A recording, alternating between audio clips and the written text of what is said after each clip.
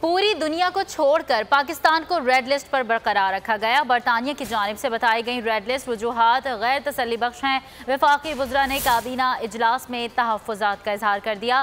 وزیر اطلاعات فواد چودھری کہتے ہیں معاملے پر برطانیہ سے بات ہوئی ہے۔ کابینہ اجلاس کے بعد میڈیا بریفنگ میں فواد چودھری نے بتایا کہ کابینہ نے نیوزی لینڈ کرکٹ ٹیم کی سیکیورٹی پلان کی منظوری دے دی ہے۔ روزویلٹ ہوٹل نیو یارک کے واجبات کی ادائیگی کے لیے فنڈز بھی منظور کیے گئے۔ اصلاحات کے ذریعے اداروں کو منافع بخش بنانے کی پالیسی پر عمل پیرا ہیں۔ بلدیاتی انتخابات کے لیے 21 کروڑ اضافی گرانٹ کی منظوری بھی دی گئی ہے۔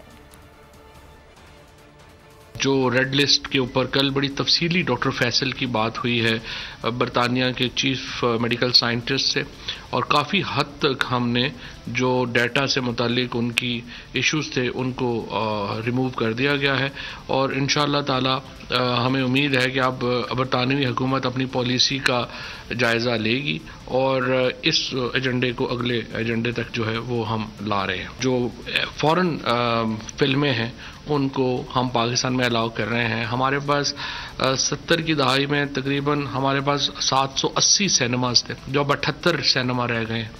New Zealand cricket team Pakistan آ رہی ہے، اس کے ٹور کے لیے جو سیکیورٹی پلان ہے اس کی منظوری دی گئی ہے، اور آپ کو یاد ہوگا کہ پاکستان میں جو نیوزی لینڈ کا جو آخری دورہ تھا وہ سیکیورٹی کے اعتبار سے خوشکن نہیں رہا تھا، لیکن اس کو مد نظر رکھتے ہوئے ایکسٹرا آرڈنری جو سیکیورٹی ہے that will be provided to New Zealand cricket team. Roosevelt hotel کے جو معاملی معاملات ہیں، آپ کو معلوم ہے کہ رکڈک کا جب کیس آیا تھا تو اس میں جو ہمارا جو اثاثے تھے بیرون ملک ان کو اٹیچ کر لیا گیا تھا، اور روزویلٹ ہوٹل بھی ان اثاثوں میں شامل تھا۔ بعد میں ہم نے یہ کیس لڑا، یہ کیس پاکستان جیت گیا۔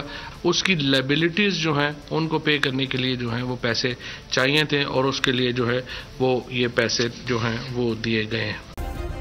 سبسکرائب کریں اور بیل دبائیں تاکہ کوئی خبر رہ نہ جائے۔